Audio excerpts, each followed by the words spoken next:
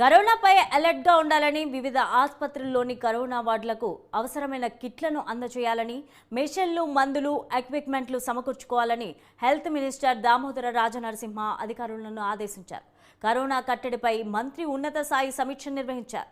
RTPCR kits మరిన్ని కొనుగోలు చేయాలని, కరోనా వార్డులలో వసతులను పెంచుకోవాలన్నారు. అయితే రోజు సాయంత్రం 4 గంటలకు కరోనా బులెటిన్ ఇవ్వాలని ఆదేశించారు.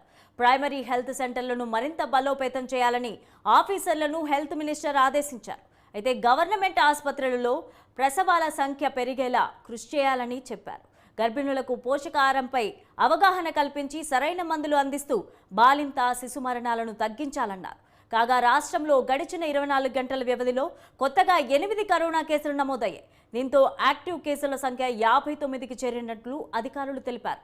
ప్రభుత్వ, ప్రైవేట్ ఆసుపత్రుల్లో ఆర్టీపీసీఆర్ ల్యాబ్స్ అందుబాటులో ఉంచాలని మంత్రి అధికారులను కోరారు. రోజు 16,500 మందికి ఆర్టీపీసీఆర్ టెస్ట్ చేయాలన్నారు.